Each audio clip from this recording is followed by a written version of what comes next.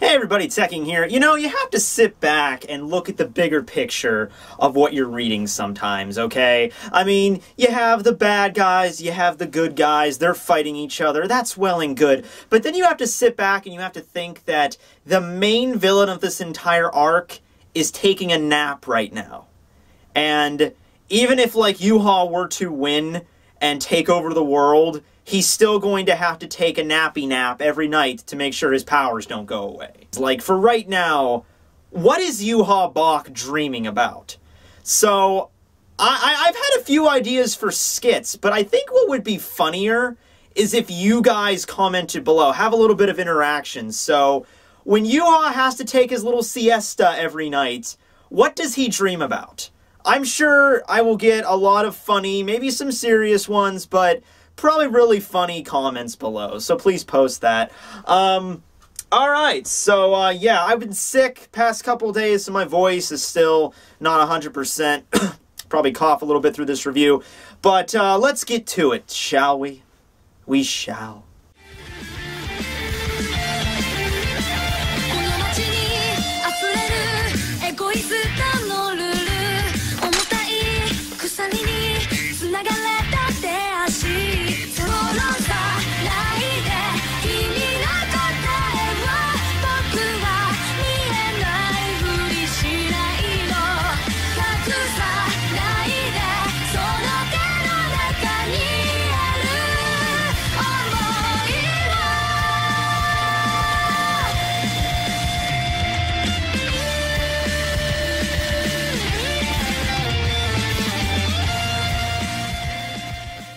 Hey everybody, Teching 101 here to review Bleach chapter number 661, titled My Last Word. You know, I have a pretty good idea what my last words are going to be. It's probably going to be along the lines of, "Oh God, please don't do it! I take it all back, Kubo!" before I'm murdered by an unidentified individual situation. But anyway, chapter begins with Haschwalth stepping out from the shadows, and even more than just the shadows, though, we have the squirmy shadows on the ground kind of coming out of the darkness with him. Now, remember, when Yuha absorbed the Soul King, he began to ooze that, like, black, viscous liquid substance. I don't even know if calling it shadows would even be apt, but that's certainly part of Yuha's power now, and he's went to sleep pretty much immediately after doing that, so we don't really know the full, the full abilities of that power. And also, when he absorbed the Mime Hage, he got something similar to that. So I guess when Haschwalth takes up the power of the Almighty, he might also absorb the power that Yuha got from the Soul King, possibly. Because I don't like to think that those shadows just kind of squirming on the ground are just like trivial things. They're probably going to be something very relevant, as well as the fact of Haschwalth's face being half concealed by the shadow. So anyway, Uryu realizes, like, oh shit, Haschwalth found out about everything, even though it shouldn't have surprised you at all that Haschwalth found out about everything. Get the hell out of here, Kurosaki! I'll hold him off. Ishida, I'll come back for you, man, I love you! Don't worry, Kurosaki, I'll be fine. I'll kick this guy's ass and I'll be back for morning tea. Okay, can you guys quit with the action movie cliches? I already destroyed the Gate of the Sun, so you guys are fucked! Yeah, so Haschwalth, having the ability to see the future, did the logical thing and did something to obscure the future. Although I had to question whether or not Haschwalth saw Ichigo and the others escaping using the Sun Gates, using his almighty power, and then decided to destroy the Sun Gates, or he saw into the future Ichigo and the others attempting to escape using the Sun Gates, and Haschwalth himself destroying the Sun Gates. Just a little bit of problems you have to encounter when you have the ability, when you have any character that can see the future. Is the future that they are seeing taking into account your ability to see the future and therefore your ability to interfere with events, or is your ability to see the future just seeing what will transpire if you did not have the ability to see the future? Yeah, this is why time travel characters and future sight characters are always really fucking confusing in manga. Depends how you use them. In fiction in general, really. Anyway, wibbly-wobbly, timey-wimey, I guess. Anyway, yeah, so the Sun Gates are destroyed, essentially destroying my theory of, hey, maybe they're gonna use the Sun Gate entrance to the Warvelt in order to get Isshin and Ryukin in on the action. Yeah, of course fucking not, right? I just want to know one thing, though. I want to know what Isshin and Ryukin are doing right now in the world of the living. Alright, did Isshin just, like, after he gave that pep talk to Ichigo, did he just, like, he's like, well, my job's done for the day, I'm a good parent. Goes back into his gi guy, lays on the fucking sofa, and turns on Monday Night Raw. I mean, and what about Ryukin? I'm sure there's not a single thing Ryukin can be doing right now as interesting as it could be if he was in the middle of this fight at the moment.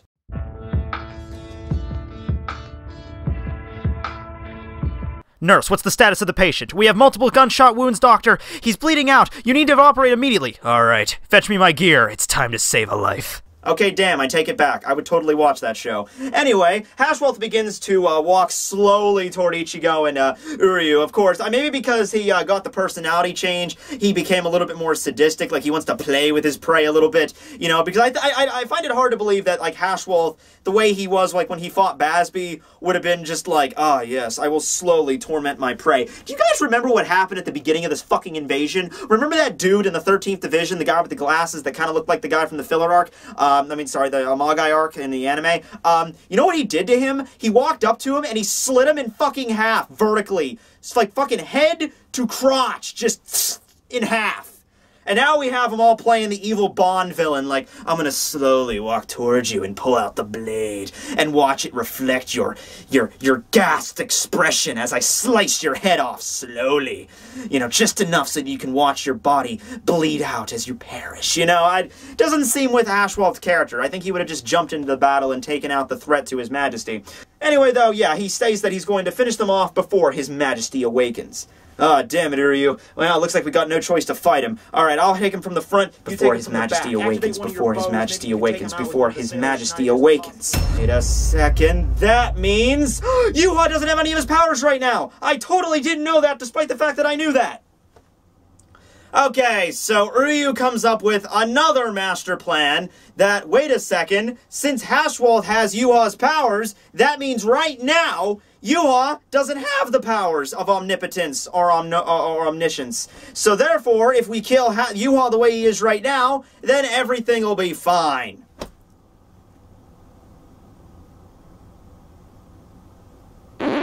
Yeah, okay, I'm just gonna stop it right there. Hey everybody, future teching. I'm actually editing this right now.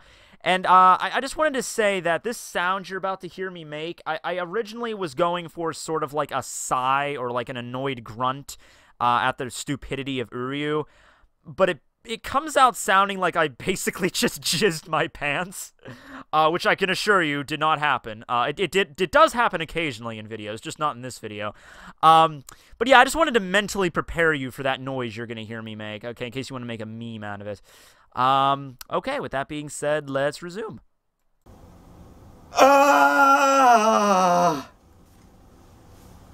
Okay. Okay.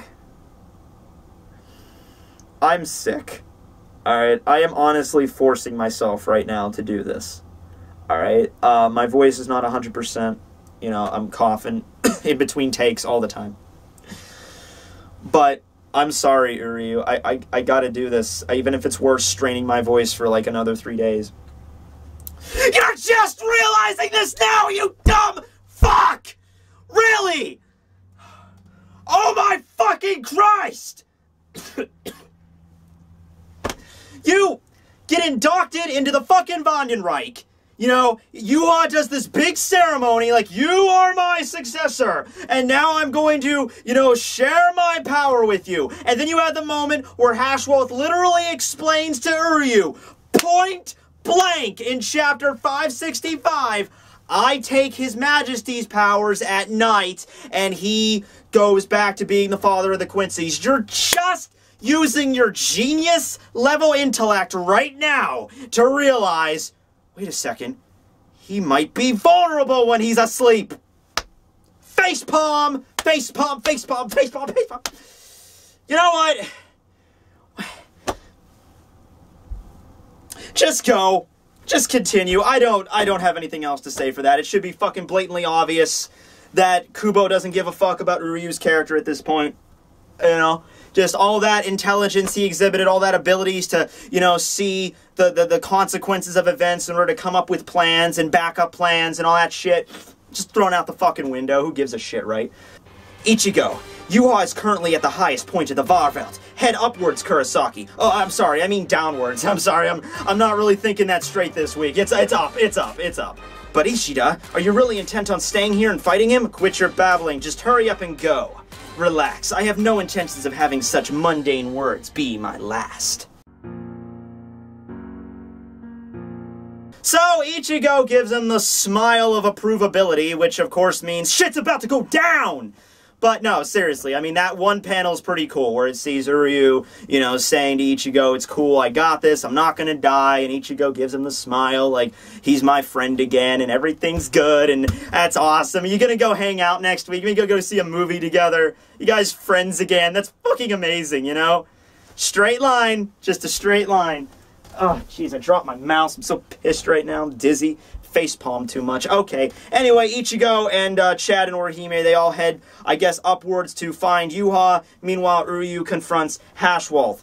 He asks him why he doesn't plan on going after them, and Hashwolf simply states, oh god, you know, you know what, dude? I think Hashwolf's just as pissed as I am. I think he's about having the facepalm fest too. He's just like, do I have to keep saying this? I can see the future. They will perish. There's no need for pursuit.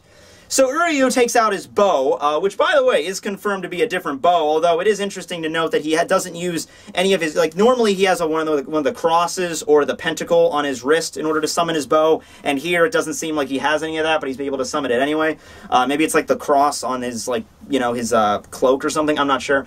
Anyway, he summons his bow, and he states, that which we call fate can be changed, can it not? Oh, no. Okay. Do you not see how cliche this is?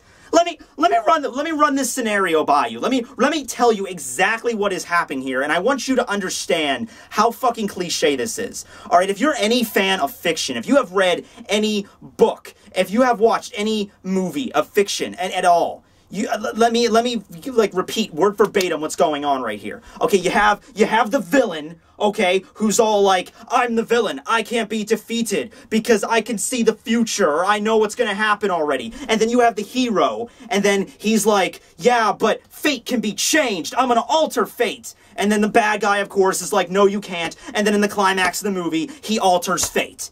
Alright, it's the same fucking cookie cutter shit. I could recreate it right now. In fact, screw it, I'm gonna go do it. Techie 101 Theater, take it away.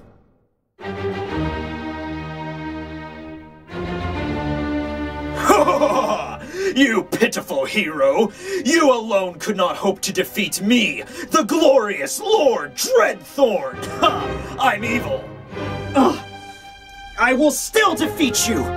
Even though you're incredibly powerful. All those times you were able to kill everybody without even getting a scratch on you. That one time you blew up that entire island by just clapping your hands. Despite all of that, regardless of what bullshit power you've been given by the author, me, an insignificant little worm that is obviously several times weaker than you, will defeat you!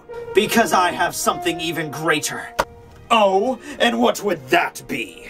I have the F words. What? You mean fuck? No! Friendship! Friendship and fate! The fuck is that gonna do with the friendship and fate? Ah, crackers! No! It's impossible! The one interesting thing here is that, Uryu brings up that Hashwolf kind of expressed shock on his face the way he saw him just now, because Hashwolf stated, you seem like a different person than the person I saw earlier, Uryu, and Uryu's just like, oh, you see surprise on your face, so maybe that power of omnipotence and omniscience, you haven't quite grasped it yet. You don't have as much a control over it as you think you do. Okay, so that's something. You know, at least thinking out of the box a little bit here. You know, maybe that Yuha, who's had this power for thousands of years, can have a better grasp on it than Hashwolf, who's only had it for maybe a few hundred, and certainly not on the level now because of, you know, of all the Soul King absorption and everything. But yeah, so it's time to fight, I guess. You know, go for it, guys. Versus match.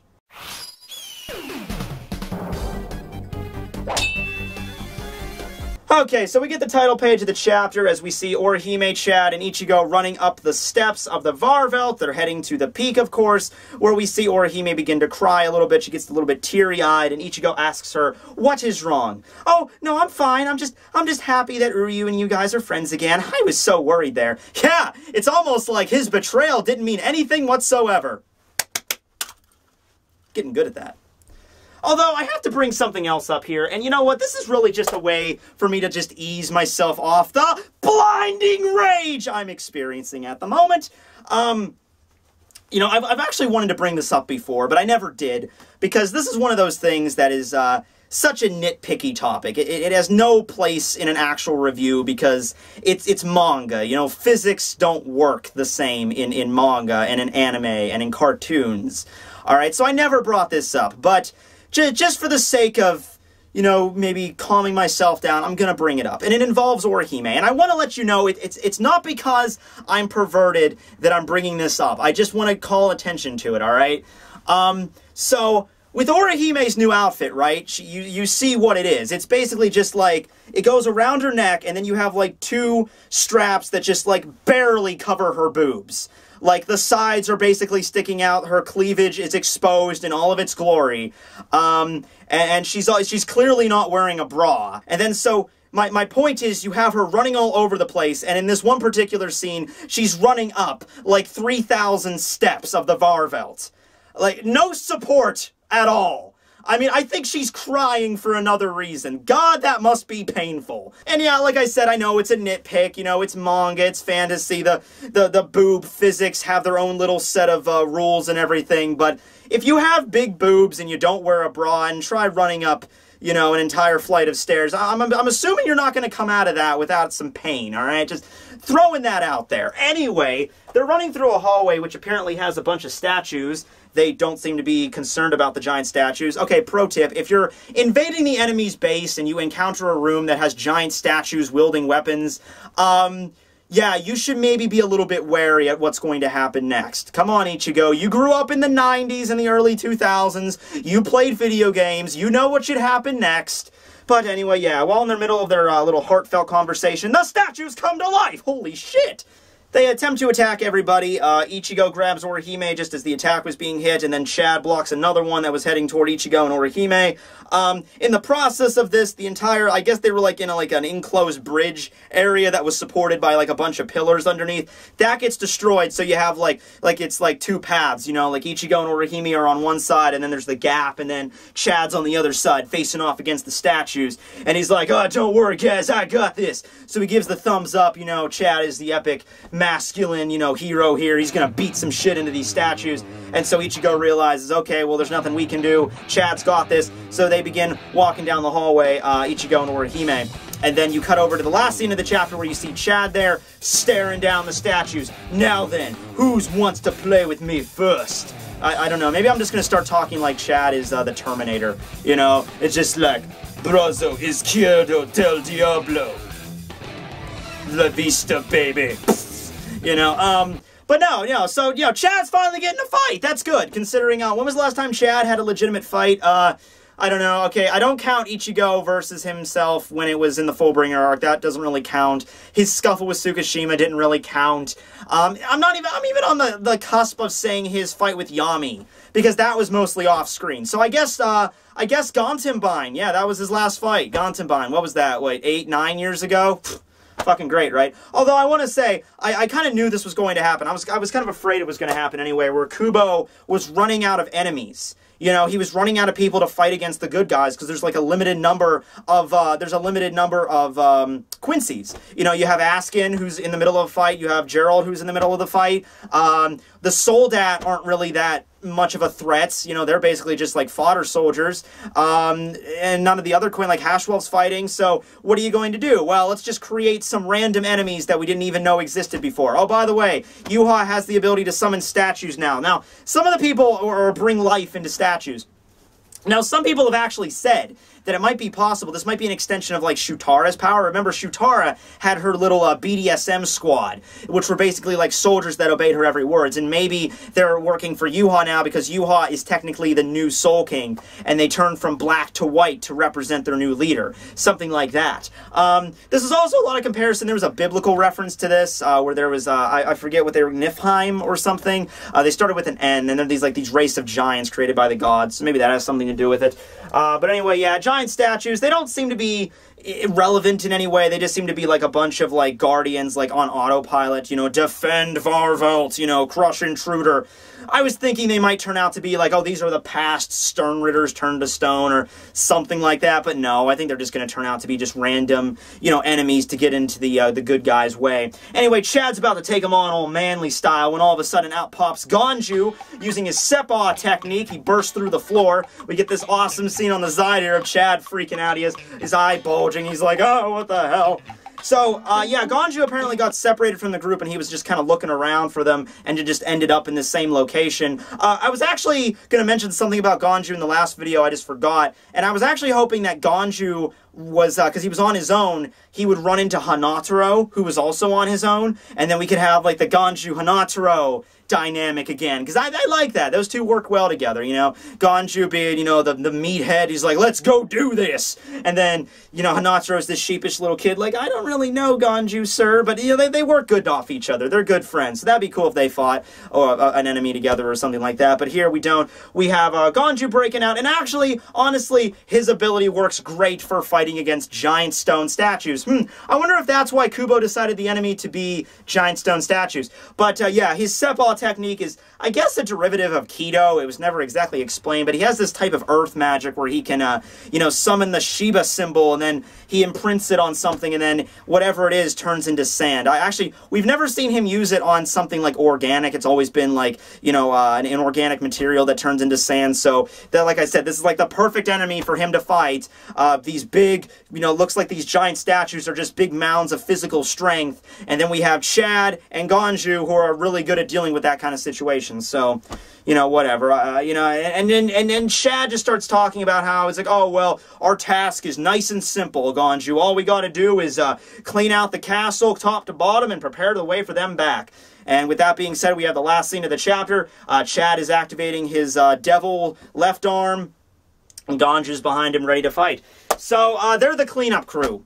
I would not expect a major fight here. In fact, I would not even, unless Kubo wants to do something unique with the statues, like they're actually going to have some relevance, they're probably going to cut away from this fight, and then in like 30 or 40 chapters, when the fight's over and they're ready to leave the Varvelt, we're just going to see, you know, Chad and Ganju standing over a bunch of rubble being like, huh, oh man, those things just kept coming, huh? It's like, yeah, well, we won.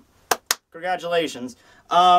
But maybe not, maybe not. Maybe they're going to be very relevant. Maybe these things are going to have some importance into the plot. I doubt it. I hope Chad gets a serious fight. I mean, in terms of Chad's, like, power level, would you say it's fair to, it would be fair to say, in terms of just, like, physical power, he's on the level of a captain? Not saying he would defeat a captain. I'm just saying that, you know, in terms of just, we're not taking into account, like, special abilities or intelligence. We're just talking about, like, physical power alone. He's on the level of a captain. I would like to think he's at least at that level. You know, because he trained the 17 months. He met execution. He trained with them. He trained to fight Tsukishima. He trained in Hueco Mundo for this fight. He should be at least at that level at that point.